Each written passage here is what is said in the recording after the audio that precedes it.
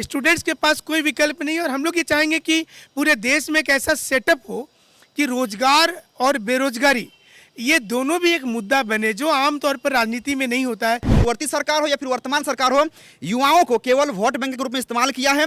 और सबसे बड़ी बात तो कि युवाओं को केवल 100 रुपया 200 रुपया दे करके उनसे सिर्फ झंडा ढुलवाने का काम किया गया है। अब झारखंड के युवा झंडा ढोएंगे नहीं, जहां जरूरत पड़ेगा वहां झंडा गाड़ेंगे और जहां जरूरत पड़ेगा वहां झंडा उखाड़ेंगे। कोशिश करेंगे कि रामगढ़ विधानसभा का चुनाव इस बार कम से कम 100% 90% तक पहुंचाएंगे हम लोग। इस बार हमारे उड़ान को भरने से पहले ही सरकार हमारे पंख को कुतर देती है, हमारा दौड़ लगने से पहले ही सरकार हमारे पैरों को तोड़ देती है। अगर हम चाहते हैं कि हम अपनी ऊंचाई को, अपने आप को बहुत ऊंचाई तक लेके जाएंगे, उससे पहले सरकार हमें खींच के नीचे कर देती है। ये युवा किस लिए मजबूर हुए कि ये लोग यहाँ पे एमएलए वाला फॉर्म भरने के लिए यहाँ पहुँच गए हैं। रामगढ़ उपचुनाव का बिगुल बज चुका है। 27 फरवरी को रामगढ़ में उपचुनाव होना है।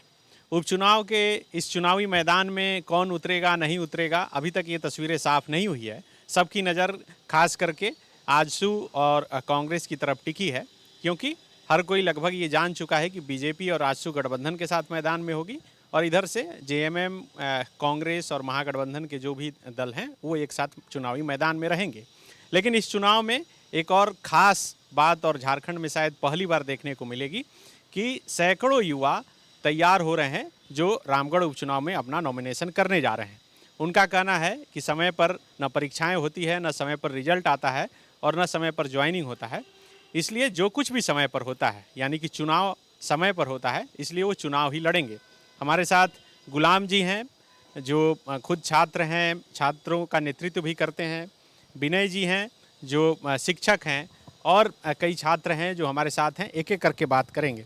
आप लोग क्या डिसाइड किए हैं कि छात्र लोग चुनावी मैदान में उतरे? देखिए, छात्र छात्राओं की ये डिमांड भी था और उनके दिमाग में भी था कि सरकार सुन नहीं रही है, तो उनके पास कोई ऑप्शंस नहीं बच रहा है।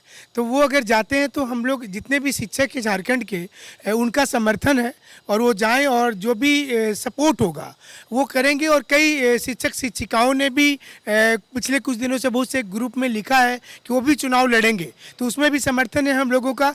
जितना ज़्यादा लोग आएंगे उतना ज़्यादा ये मामला आगे तक जाएगा और राष्ट्रीय लेवल पर सरकार को दबाव पड़ेगा कि वो, हमें लगता है कि जॉब जल्दी देंगे। और इसके बाद स्टूडेंट्स के पास कोई विकल्प नहीं है और हम लोग ये चाहेंगे कि पूरे देश में एक ऐसा सेटअप हो कि रोजगार और बेरोजगारी ये दोनों भी एक मुद्दा बने जो आमतौर पर राजनीति में नहीं होता है। और अगर ये हम लोग करने में कामयाब हो जाते हैं तो हमें लगता है कि स्टूडेंट्स की भारी जीत होगी। तो आप लोग क्या रामगढ़ उपचुनाव के जरिए मैसेज देना चाह रहे हैं सरकार? बिल्कुल सर, ये एक मैसेज है सर, और मैसेज के साथ साथ वहाँ के प्रतिनिधियों को खुला चुनौती भी है।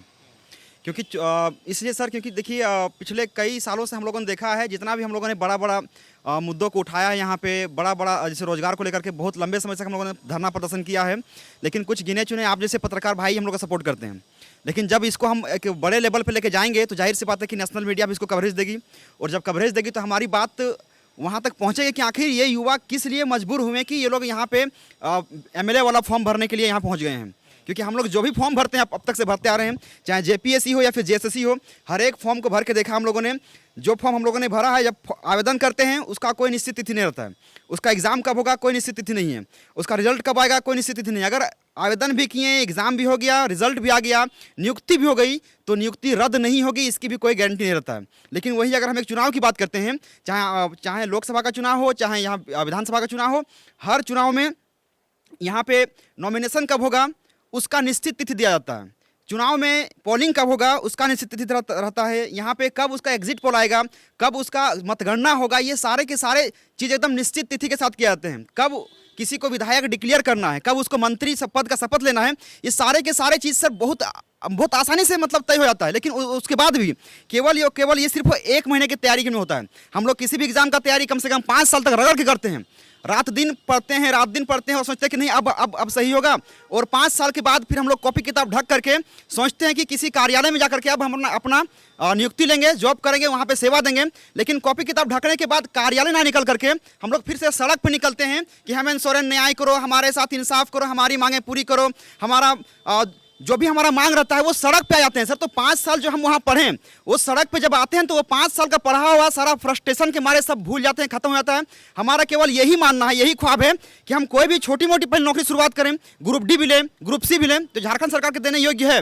ग्रुप डी देने के बाद हम लोग चाहते हैं कि हम लोग फिर सिविल सेवा का तैयारी करें, अपने आप को एक ऊंचे लेवल पे पहुंचाएंगे ताकि झारखंड का नाम जो है विश्व स्तर पे पहुंचे। लेकिन ये सरकार सर हमारे उड़ान को भरने से पहले ही सरकार हमारे पंख को कुतर देती है, हमारा दौड़ लगने से पहले ही सरकार हमारे पैरों को तोड़ देती है। अगर हम चाहते हैं कि हम अपनी ऊंचाई को, अपने आप को बहुत ऊंचाई तक लेके जाएंगे, उससे पहले सरकार हमें खींच के नीचे कर देती है। सरकार ने अब तक से दिखाया है, चाहे कोई भी सरकार हो, पूर्ववर्ती सरकार हो या फिर वर्तमान सरकार हो, युवाओं को केवल वोट बैंक के रूप में इस्तेमाल किया है। और सबसे बड़ी बात तो कि युवाओं को केवल 100 रुपया 200 रुपया दे करके उनसे सिर्फ झंडा ढुलवाने का काम किया गया है। और इंक्लूडिंग मी, मैं भी बोलूँगा इस चीज़ को कि लास्ट टाइम हेमंत सोरेन का झंडा मैंने भी ढोया था। मुझे खुद याद है, दुमका में मैं गया था उनके साथ चुनाव लड़ने के लिए, उनको जितवाने के लिए, प्रचार के लिए। गोमिया में उनके प्रतिनिधि को हम लोगों ने पूरी तरह से मतलब कंधे में झंडा धो करके ये चीज़ किया था। लेकिन अब हमको इस बात का एहसास हुआ है सर, लंबे समय से, फिर उन्हीं मंत्रियों, उन्हीं नेताओं से मिलने के बाद, कि वो जो एक्चुअली में जो चुनाव के वक्त जो करते हैं ना, उसके विपरीत चुनाव जीतने के बाद करते हैं। तो अब सिनेरियो बदल चुका है सर। हमारे माँ बाप जो पहले किसान थे, मजदूर थे, उनको इसके बारे में आइडिया नहीं था। और आज हम लोग चूँकि पढ़े लिखे हैं, पढ़ा लिखा झारखंड है, तो पढ़ा लिखा झारखंड ये जाग चुका है और जानता है कि अब झारखंड के युवा झंडा ढोएंगे नहीं, जहाँ जरूरत पड़ेगा वहाँ झंडा गाड़ेंगे और जहाँ जरूरत पड़ेगा वहाँ झंडा उखाड़ेंगे। अब तक कितने ऐसे छात्र हैं जो तैयार हो चुके हैं कि चुनावी मैदान में वो सामने आ रहे हैं? देखिए, कल हम खुद रामगढ़ में थे, तो रामगढ़ में भी हमने लोगों से पूछा, तो बहुत सारे छात्र जो थे, छात्राएं जो थी, उन्होंने कहा कि ये जो चीज़ें आ रही हैं और इसमें हम लोग भी नॉमिनेट करेंगे खुद को, और इससे सरकार पर दबाव बनेगा। तो हमें जैसा लग रहा है कि अभी संख्या 200 से ऊपर ही होगा, हो सकता है कि 400-500 तक भी हो जाए। और ज़्यादा से ज़्यादा लोगों से हम अपील करेंगे कि वो एटलीस्ट एक बार सामने आए। जैसे हर बार ट्विटर आंदोलन सक्सेस हुआ है, सड़क पर आंदोलन हुआ है, तो ये एक ऐसा चीज़ होगा जिसमें कोई पार्टी का प्रायोजन नहीं है, ना ही ये बच्चे बीजेपी के लिए लड़ रहे हैं और ना ही कांग्रेस के लिए। इनकी इंडिविजुअल जो इनको समझ में आ रहा है कि उनको नौकरी नहीं मिला, अब वो क्या करें, उनके पास विकल्प तो बच नहीं रहा है, तो या तो वो फिर पॉलिटिक्स में आएंगे। और अगर ये चुनाव स्टूडेंट्स वर्ग से कोई जीतता है तो आने वाले समय में एक देश में सेट ऐसा तैयार होगा कि काशी विधानसभा है, तो सारे हमारे भाई बहन हैं जो आज तैयारी कर रहे हैं, वो आने वाले समय में विधानसभा में रहेंगे। ये भी एक अच्छा मैसेज चला जाएगा पूरे देश में। कहीं ऐसा तो नहीं होगा कि कई छात्रों के उतरने से कोई खास दल हो जो उसे फायदा हो जाए? नहीं सर, किसी खास दल का फायदा इसमें नहीं होने वाला है, क्योंकि किसी भी खास दल को हम लोग फायदा क्यों पहुंचाएं, क्योंकि जो दल भी आया है सर वो हमेशा लूटने का प्रयास किया है। तो यहाँ पे एक मैसेज देना चाहते हैं सर हम लोग पूरे देश में। ये पूरे देश में पहला ऐसा राज्य होगा और पहला ऐसा विधानसभा क्षेत्र होगा जहाँ पे हज़ारों की संख्या में अभ्यर्थी नॉमिनेट करेंगे। और दरअसल ये हम लोग नॉमिनेट के रूप में नहीं जा रहे हैं, हम लोग वहाँ पे फॉर्म फिलअप कर रहे हैं।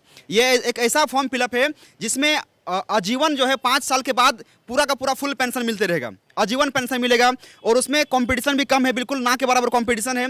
और साथ ही साथ यहाँ पे जाने के बाद सब लोग तो आते हैं सर, ये अभी वर्तमान सिनेरियो जो बना हुआ है, जितने भी लोग आते हैं सब लोग तो इसको सर एक व्यवसाय के रूप में लिए हुए हैं कि जितना ज़्यादा इसमें इन्वेस्ट करेंगे, अधिक से अधिक युवाओं को दारू खिलाओ, मुर्गा खिलाओ, दारू पिलाओ, और उसी दारू मुर्गा के रूप में लोग वोट बैंक को लेते हैं। लेकिन अब हम लोग यहाँ पे एक सोशल कैंपेन के रूप में उतरेंगे कि युवाओं को जागरूक करेंगे कि आपको जो भी आपके पास पहुँचता है, आपका जो वोट खरीदने की कोशिश करेगा, आपको जो पैसा देने का कोशिश करेगा, आप बिल्कुल उसको वोट बिल्कुल नहीं करना है। मतलब हम लोग एक तरह से वहाँ के युवाओं को अवेयर भी कर रहे हैं। और सबसे बड़ा वर्ग सर, हम लोग उस वर्ग को टारगेट कर रहे हैं, आप खुद सोचिएगा इस चीज़ को, कि 18 साल से 25 साल के युवा वोट को लेकर के कभी इंटरेस्ट नहीं रहता है। और हम लोग उसी वर्ग को टारगेट कर रहे हैं कि उनको इतना इंस्पायर करना है कि वो सड़क पुतरे।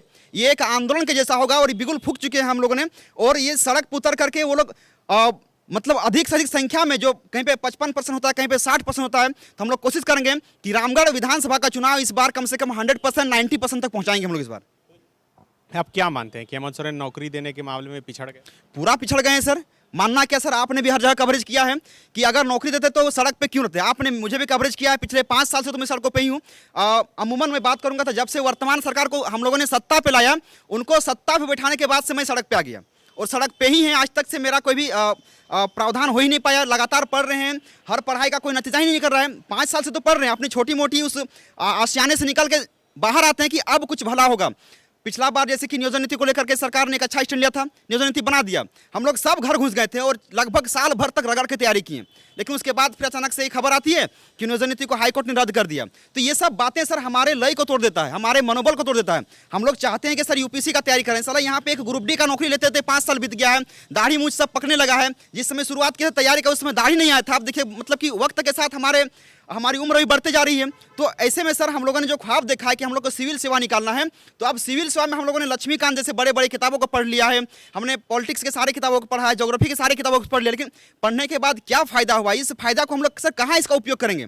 हम लोग के अंदर जो योग्यता आई, हमारे अंदर जो काबिलियत आई, उस काबिलियत को दिखाने का कहीं मौका नहीं मिला हम लोग को, क्योंकि हम लोग जेपीसी का तैयारी करते हैं या तो फिर हम लोग यहाँ पे सीजीएल का तैयारी करते हैं, उसका एग्जाम लिखते हैं, लेकिन वो तो हुआ ही नहीं।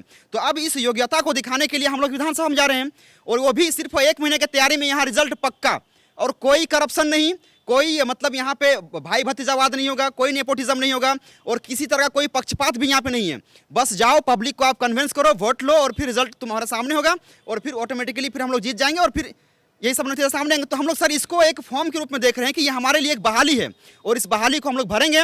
और राज्य के सभी युवाओं से मेरा ये आग्रह होगा कि इस बहाली को भरने से आप चूकिए मत, क्योंकि ये आपका बहाली है। अगर आप चूक जाइएगा तो आने वाले समय में जिस नेताओं के हम लोग आज तलवे चाट रहे हैं, आने वाले समय में तलवे चाटते रहेंगे। और वो ऐसे नेता हैं जो योग्यता कुछ नहीं रखते, उनके पास कोई योग्यता नहीं। हम लोग तो ग्रेजुएट हैं, हम लोग तो पीजी करके पास करके बैठे हुए हैं, हमारे अंदर बहुत सारे ग्रेजुएशन मतलब कि काबिलियत है, और उस काबिलियत के दम पे हम लोग अपने आप को आगे बढ़ाएंगे। और सभी झारखंड के निवासियों से अपील है कि आप लोग रामगढ़ विधानसभा चुनाव में सबको आइए, और जो मूवमेंट हम लोग लगातार अलग अलग जिला में कर रहे हैं, जो मूवमेंट हम लोग रांची में कर रहे हैं, इन सभी सारे प्रकार के मूवमेंट को यहाँ से शिफ्ट करके हम लोग सब रामगढ़ शिफ्ट कर देंगे। और जब तक रामगढ़ का चुनाव खत्म नहीं होगा, तब तक हमारा सारा का सारा मूवमेंट रामगढ़ में ही होगा। तो बिल्कुल अब तक चुनावी मैदान में यही देखने को मिलता था कि नेताजी भाषण दे रहे थे और सामने की कुर्सी पर बैठकर कुछ युवा जिंदाबाद का नारा झंडा लेकर लगा रहे थे। लेकिन रामगढ़ के उपचुनाव में जैसा कि ये दावा कर रहे हैं कि कुछ खास देखने को मिलेगा, वही युवा जो अब तक नेता के आगे पीछे घूमकर जिंदाबाद का नारा लगा रहे थे इसी उम्मीद के साथ कि वो सत्ता में आएंगे तो नौकरी देंगे, लेकिन जब नौकरी नहीं मिल रही है तो अब यही युवा चुनावी मैदान में खुद उतरने के मूड में हैं। तो देखना होगा कि आखिर कितने छात्र रामगढ़ के उपचुनाव में नॉमिनेशन करते हैं, और इनके नॉमिनेशन करने के बाद क्या कुछ मैसेज जाता है और क्या कुछ बदलाव होता है। शुक्रिया। बायोम सालों से मेडिकल एग्जाम प्रिपरेशन के लिए झारखंड में है सिर्फ एक नाम, बायोम, जिसने दिए हैं highest number of selection from Jharkhand in NEET 2022। और अब बायोम लेकर आए हैं नीट 2023 में अपीयरिंग स्टूडेंट्स के लिए सुनहरा मौका। ज्वाइन करें 4 months crash course starting from 9 January 2023। Enroll now. Biome, a leading institute for pre-medical exam. thefollowup.in. Like, share, and subscribe. www.thefollowup.in